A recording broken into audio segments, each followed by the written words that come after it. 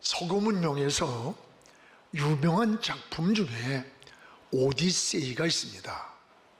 전쟁에 나간 왕이자 남편인 이 오디세우스가 10년 동안 소식이 없었습니다. 그의 아내는 매우 아름다웠고 그의 미모는 모든 사람들이 탐내는 구혼자들이 많이 생겨났습니다. 10년 동안 소식이 없는 오디세우스는 당신을 버린 것입니다. 나와 결혼해달라고 청혼을 했습니다. 수많은 사람들의 이런 유혹과 회유 속에서도 그의 아내는 흔들림 없이 자기 자신을 지켰습니다. 어느 날 남편 오디세우스가 돌아왔습니다. 그는 다시 왕이 되었고 또 왕비가 되었습니다. 기다리던 모든 고난과 시련을 이기고 그는 보상을 받았습니다. 해유와 핍박 속에서도 그녀를 붙들어 준 것은 바로 이 오디세우스와의 약속입니다. 약속. 반드시 내가 다시 돌아온다고 하는 그 약속을 믿었기 때문입니다. 그렇습니다. 여러분, 믿음은 하나님의 약속을 신뢰하는 것입니다. 약속을 신뢰하지 못하면 믿을 수가 없습니다. 신앙도 때로는 사탄의 유혹이 있고 또는 회유 속에서 순간순간 위태로울 때가 있습니다. 기도하면서도 몇 년이 지나도 이루어지지 않는 일들이 얼마나 많습니까? 이럴 때 하나님의 약속에 대한 믿음이 없으면 불안해하고 흔들리게 됩니다. 그래서 성경은 하나님이 주신 약속의 언약입니다. 언약. 성경은 오직 하나님과의 약속이에요.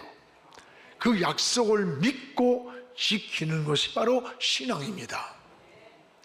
오늘 말씀은 장자권을 빼앗긴 형 에서가 동생 야곱이를 죽이려고 할 때에 야곱이 고향 땅 브엘세바를 떠나서 하란으로 도망을 가는 도중에 밤을 만났습니다. 아무것도 없는 들녘에서 하나님을 의지하고 기도하다가 너무 지친 야곱이는 돌을 베개 삼고 잠이 들었습니다. 이때에 하나님은 야곱을 버리지 아니하시고 야곱의 꿈속에 나타났습니다. 바로 이곳이 베델입니다. 베델. 지쳐 잠든 야곱에게 나타나신 하나님은 15절에 세 가지를 약속했습니다. 하나는 너와 함께 한다. 또 하나는 너를 떠나지 않는다. 세 번째는 내가 다시 돌아올 때까지 너를 지켜주겠다는 약속을 하셨습니다. 꿈속에서 하나님을 만난 야곱은 너무 기쁘고 감격을 했습니다. 고향 땅 브엘세바에서 살 때는 집이 있고 먹을 것이 풍성했고 부모 형제가 있었어도 한 번도 행복하다느니 감사하느니 만족하다는 고백이 없습니다. 그러나 아무것도 없는 이 베델에서 하나님을 만나고 나니까 너무 기쁘고 감사하고 감격했던 거예요. 지금까지는 멀리 계시는 하나님인 줄 알았는데 그 하나님이 내 곁에 계신다는 것을 깨달았고 고백을 하면서 베고 자던 자기 돌을 세워놓고 가지고 있던 기름병을 다 쏟아부으면서 하나님께 두 가지를 소원을 눈물로 고백하는 겁니다. 오늘 22절에 우리 같이 한번 읽어보겠습니다. 내가 기둥으로 세운 이 돌이 하나님의 집이 될 것이요 하나님께서 내게 주신 모든 것에서 10분의 1을 내가 반드시 하나님께 드리겠나이다. 여기에 하나님께 두 가지를 눈물로 소원을 했습니다. 하나는 내가 하나님의 약속대로 축복을 받고 돌아올 때 이 돌을 세운 이 베델에 하나님의 성전을 짓겠습니다. 또 하나는 내게 주신 모든 것의 10분의 1을 반드시 주께 드리겠습니다. 축복의 원리가 성전과 11조였음을 고백합니다. 이 두 가지를 소원하고 베델로 떠났는데 훗날에 하나님은 그 약속한 대로 야곱이 거부가 되는 축복을 주셨어요. 오늘 우리는 이 말씀을 통해서 세 가지의 은혜를 깨닫게 됩니다. 하나는 이 베델은 야곱이 하나님을 만난 곳이라는 것을 보게 됩니다. 우리 12절을 같이 한번 읽겠습니다. 꿈에 본즉 사닥다리가 땅 위에 서 있는데 그 꼭대기가 하늘에 닿았고 또 본즉 하나님의 사자들이 그 위에서 오르락 내리락 하고, 꿈에 본즉 사닥다리가 있는데 주의 사자가 그 사닥다리를 오르락 내리락 하는 것을 보았다 그랬어요. 지금 야곱이는 베델에서 하나님을 만남이 이루어진 거예요. 베델은 하나님의 집이란 뜻입니다. 야곱은 베델에서 하나님을 만난 후 인생이 바뀌는 거예요. 가치관이 바뀌고 세계관이 달라졌습니다. 여러분, 진정한 은혜와 축복이 뭡니까? 하나님을 만나면서 시작이 되는 거예요. 그래서 신앙은 세 가지의 만남이 잘 이루어질 때 이걸 진정한 복이라고 말합니다. 하나는 사람은 사람과의 만남이 중요합니다. 사람이 태어나서 부모를 만나고 친구를 만나고 이웃을 만납니다. 그래서 사회라는 공동체를 이루며 살아가게 됩니다. 자녀와 부모의 만남, 환자가 의사를 잘 만나는 것, 학생이 스승을 잘 만나는 것, 남녀의 만남, 직장에서 동료를 잘 만나는 것, 모두가 은혜요, 감사요, 축복이에요. 그래서 여러분들이 많은 기도 가운데 하루를 출발할 때 인생의 만남을 위해서 늘 기도해야 돼요. 오늘 만나야 할 사람이 누구이든. 여러분, 사람이 사랑관계가 뒤틀리면요, 그것보다 더 불행한 게 없습니다. 또 하나는 때를 잘 만나야 합니다. 훌륭한 인물도 때를 잘못 만나서 빛을 보지 못하고 역사의 뒤안길로 사라져버린 사람들이 참 많습니다. 사업을 해도 때를 잘 만나야 돼요. 농사를 지어도 때를 잘 만나야 그해 풍작이 되는 거예요. 또 하나는 우리 사람은 하나님과의 만남이 중요합니다. 이 하나님과의 만남은 생명의 관계요, 축복의 원천이 되는 거예요. 그래서 요한 3서 1장 2절에도 사랑하는 자여, 네 영혼이 잘됨 같이, 영혼이 뭐예요? 보이지 않지만 영혼이 하나님과 잘 되면 이 하나님과의 관계예요, 범사가 수평적으로 잘 된다는 거예요. 오늘 야곱이는 베델에서 하나님을 만났습니다. 그리고 여기서 인생의 터닝 포인트, 전환점이 되었던 거예요. 그토록 쫓기던 불안한 삶이 꿈을 찾았습니다. 하나님의 약속을 받았습니다. 사랑하는 여러분, 여러분의 인생의 삶에서 이 만남의 은혜, 사람을 잘 만나고 때를 잘 만나고 하나님을 만나면서 사는 이 삶이 바로 인생의 축복의 관계입니다. 여러분, 성경을 자세히 보면 창세기부터 계시록까지가 하나님과 관계로 이어졌어요. 하나는 하나님과의 관계 회복이고, 또 하나는 사람과 사람의 관계를 회복하는 것이고, 하나님이 우리 인간에게 준 물질 관계를 회복시키는 거예요. 오늘 여러분의 삶이 이런 하나님과의 만남, 때를 만나고 사람을 잘 만나는 이 은혜가 넘치기를 주의 이름으로 축복을 합니다. 야곱은 여기에 사닥다리가 위에서 내려왔는데 그 내려온 사닥다리 위에 하나님이 계시는 것을 보았습니다. 오늘 13절입니다. 우리 같이 한번 읽겠습니다. 또 본즉 여호와께서 그 위에 서서 이르시되 나는 여호와니 너의 조부 아브라함의 하나님 이삭의 하나님이라. 내가 누워있는 땅을 내와 내 자손에게 주리라. 오늘 약속을 하는 겁니다. 여호와께서 그 위에 사닥다리 위에 서서, 여기 사닥다리는 하나님과의 이 교통을 말하는 거예요. 교통. 사닥다리는 지쳐있는 야곱에게 하나님이 관계를 이어주는 축복의 통로였습니다.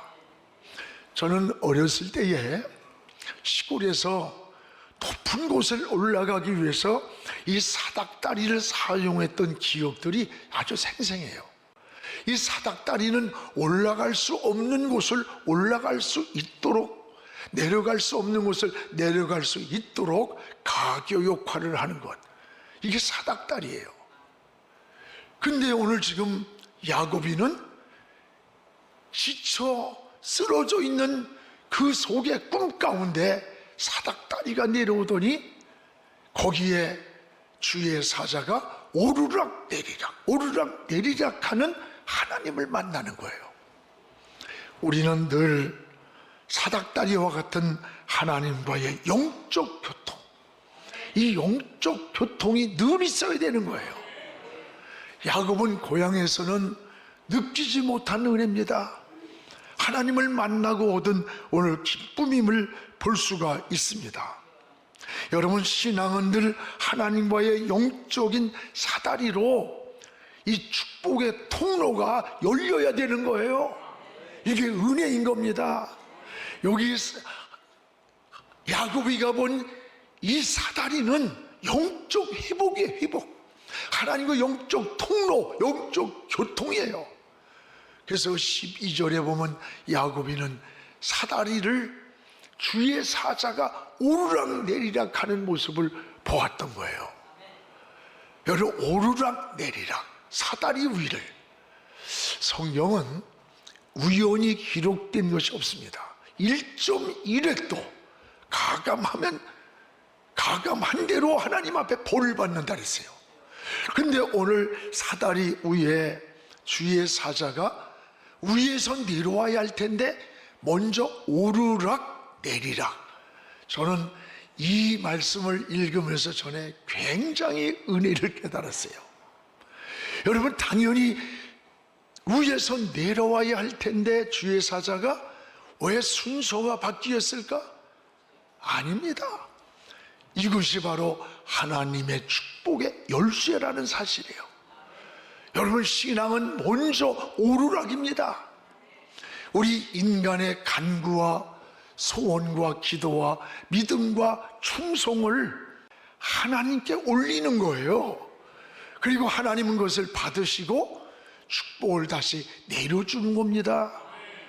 신앙은 먼저가 하나님께 올리는 거예요. 이것이 은혜와 축복의 원리입니다.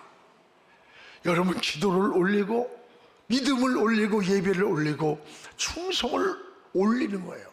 우리의 찬양도 하나님께 올리는 겁니다. 예배도 어떤 사람은 예배를 보러 간대. 보는 게 아니라 드리는 거예요. 그래서 하나님은 그 예배를 연락하신다 그랬어요. 연락. 우리가 올릴 때 받으시는 거예요. 믿음을 올려야 하나님의 역사가 일어나고, 기도를 올려야 응답이 나타나고, 심은 것이 있어야 거둘 것이 있는 겁니다.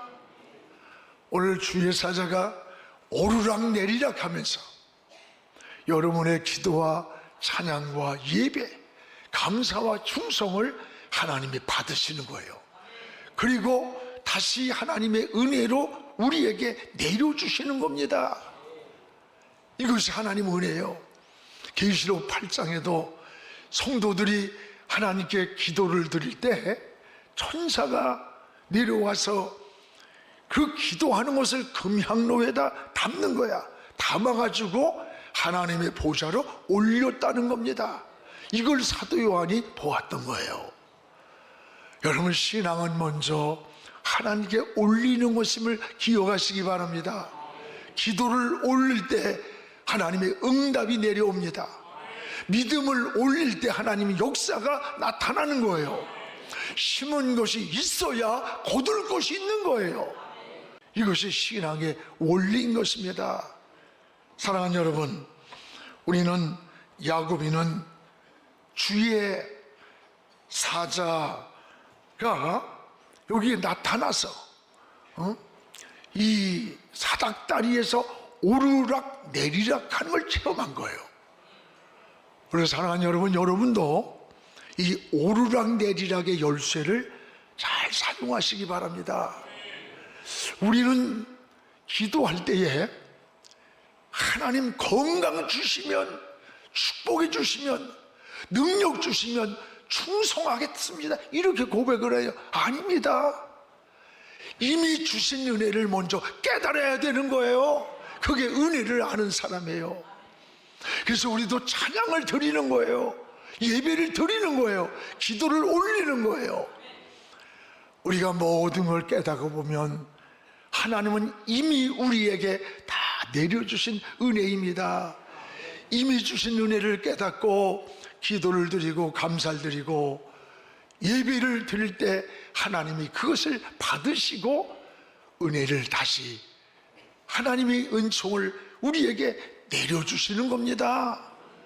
여러분도 하늘로부터 이 사닥다리가 내려와서 오르락 내리락 하는 이 영적 교통, 영적 축복의 통로가 이게 열리기를 주의 이름으로 축복을 합니다. 그러면 하나님은 자신을 나타냅니다. 근데 뭐라고 하는 거 아니? 나는 누구냐? 나는 너희 조상의 하나님이라고 소개를 하는 거예요.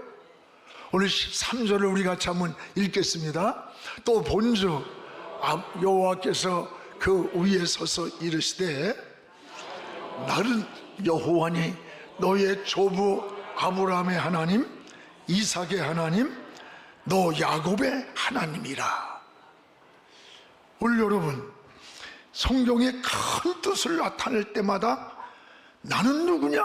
나는 아브라함의 하나님이야. 이삭의 하나님이다. 너 야곱의 하나님이라. 출애굽기 3장 6절에도 하나님이 모세에게 사명을 부여할 때 나는 아브라함의 하나님, 이삭의 하나님, 야곱의 하나님이라고 하시면서 모세에게 사명을 부여하는 거예요. 왜 하나님은 자신을 조상의 하나님으로 말씀하셨을까? 아브라함, 이삭, 야곱. 여러분, 아브라함의 하나님이라는 말씀은 아브라함은 믿음의 사람을 말하는 거예요. 창세기 15장 6절에 보면 아브라함의 믿음을 보시고 의로 여겼다. 뭘 보시고? 믿음을 보시고. 아브라함의 믿음을 보신 하나님이 그를 의롭게 여겼고 그를 믿음의 조상으로 세웠던 거예요. 이 아브라함의 믿음이 창세기 12장에서 22장까지 보면 세 가지로 나타나요. 아브라함은 고향 땅을 떠나라고 할 때에 여호와의 말씀을 그냥 쫓아갔어요. 또 하나는 이스마엘을 쫓아내라고 할 때에 미련 없이 쫓아냈습니다. 여러분, 또 하나는 이삭을 드리라고 할 때 자기 부인하고 의논도 안 하고 그냥 아침에 그를 데리고 모리아 산으로 가는 거예요. 아브라함이 무슨 고집이 세고 아주 무슨 그래서냐? 아니에요. 하나님의 명령 앞에 어떤 인간도 누구도 의논의 대상, 타협의 대상이 될 수 없었던 거예요. 그냥 명령을 따라서 모리아 산으로 간 거예요. 여기에서 아브라함에게서 하나님 뭘 본 거예요? 믿음을 보신 거예요. 그리고 하나님은 의롭게 여겼고 그를 믿음의 조상이라고 한 거예요. 오늘 여러분은 어떤 사람이 되길 원합니까? 믿음의 사람이 되길 바랍니다. 아브라함의 하나님이란 말은 여러분이 믿음의 사람이 될 때 그 믿음을 보시고 아브라함과 같은 은혜를 주시고 축복하겠다는 약속인 거예요. 그래서 오늘 야곱에게 나는 아브라함의 하나님이라고 나타난 거예요. 오늘 여러분의 삶이 어떤 일을 하든지 믿음으로 말하고 믿음으로 행동하고 믿음으로 생각하는 이 아브라함의 신앙이 되기를 주의 이름으로 축복을 합니다. 또 하나는 여기에 이삭의 하나님이라 해서 이삭. 여러분, 이삭은 순종의 사람입니다. 아버지의 뜻에 죽기까지 순종한 사람이 이삭이에요. 그래서 이삭은 예수 그리스도의 모형이라고 말합니다. 당시 아버지의 나이가 125세였고 이삭의 나이는 25살이었습니다. 그런데 그 아버지가 이삭한테 너를 제물로 드리겠다고 하는 거야. 그리고 결박을 한 거예요. 그런데 이삭은 반항하지 않아요. 인간적인 방법을 사용하지 않고 결박을 당하는 이삭의 모습을 봐요. 아마 지금 125세 먹은 아버지가 25살 먹은 청년한테 야, 너를 하나님이 제물로 드리라고 한다. 어떻게 하냐? 그러면요, 아버지가 살 날이 많아요? 내가 살 날이 많아? 죽으면 아버지가 죽어야지 왜 내가 죽어? 아마 그러면서 그냥 패대기 쳤을 거예요. 이게 보편적인 생각 아니에요? 죽으려면 네가 주지, 너 잘 되려고 나를 죽여? 이런 거 아닙니까? 오늘 우리는 이삭에게서 무엇을 보는 겁니까? 순종이 무언가를 보는 거예요. 이삭의 순종은 자기의 이성과 생각에 맞기 때문에 하는 순종이 아니에요. 여러분, 순종은 내 생각에 맞기 때문이 아니에요. 그래서 순종의 뿌리는 믿음인 거야. 믿음에서 나온 게 순종이야. 그래서 믿음의 결과를 순종이라고, 그 순종의 열매가 축복이라고 하는 거예요. 오늘 사랑하는 여러분, 오늘 우리의 신앙생활을 돌아보세요. 아브라함의 믿음을 보면서, 이삭의 순종을 보면서 하나님 앞에 내 모습은 어떤 모습입니까? 우리는 여러분도 아브라함 같은 믿음, 이삭 같은 순종의 삶을 하나님께 드릴 수 있기를 축복합니다. 이렇게 야곱에게 나타난 하나님은 야곱에게 두 가지 축복을 약속하는 거예요. 오늘 15절입니다. 우리 한번 같이 읽겠습니다. 내가 너와 함께 있어 내가 어디로 가든지 너를 지키며 너를 이끌어 이 땅으로 돌아오게 할지라. 내가 네게 허락한 것을 다 이루기까지 너를 떠나지 아니하리라 하신지라. 여기 두 가지가 나와요. 내가 너와 함께 있다. 내가 너를 절대로 떠나지 않고, 하나님이 너 약속한 걸 이룰 때까지 너를 떠나지 않고 지켜주겠다는 거예요. 여러분, 너와 함께 있으리라는 약속, 이것이 임마누엘의 신앙이에요. 네가 어디로 가든지 너를 이끌어 이 땅으로 돌아오게 할 거다. 하나님이 함께 하신다는 약속이에요. 내가 무엇을 하느냐, 어디를 가느냐보다 더 중요한 게 뭘까? 그곳에 하나님이 함께 하시는가가 중요한 거예요. 내가 무슨 직업을 갖고 무슨 사업을 하느냐보다 여러분이 정말 하나님께 무릎 꿇고 물어야 할 것은 하나님이 함께 하는 것인가? 하나님이 원하는 것일까? 하나님의 뜻이 이 안에 있을까? 이것을 자꾸 물으면서 하나님께 지혜를 구해야 돼요. 여러분이 가는 길에 야곱처럼 하나님이 함께 하시기를 축복합니다. 또 하나는 뭐예요? 네가 축복을 받고 돌아올 때까지 너를 떠나지 않고 너를 지켜주겠다는 거예요. 하나님이 너를 떠나지 않는다, 보호해 주겠다, 지켜주겠다, 책임져 주겠다는 약속인 거예요. 하나님이 책임져 주신다는 약속보다 더 큰 은혜가 어디 있겠습니까? 어느 날 아버지가 자녀에게 담력을 키워주기 위해서 아이를 데리고 깊은 산중에 가서 하룻밤을 지내게 했습니다. 밤에 깊어가 왔습니다. 사방에서 짐승의 울음소리가 들려옵니다. 이때 맹수가 나타나서 어슬렁거리면서 아들 앞으로 다가오고 있었습니다. 아들은 무서워서 어쩔 줄 모르고 떨고 있는데 이 맹수는 더 가까이 다가오는 순간이었어요. 그런데 그 순간 어디에선가 총성이 울리는 거야. 자신에게 다가오던 맹수가 쓰러졌습니다. 이때 아버지가 나타났습니다. 아버지는 아들아, 아버지가 여기 있다. 나는 너를 밤새도록 지키고 있었다. 아버지는 산중에 두고 간 아들을 밤새도록 남이 뒤에 숨어서 그 아들을 눈동자처럼 총을 겨누면서 누가 어떤 맹수가 다가올까 지키고 있었던 겁니다.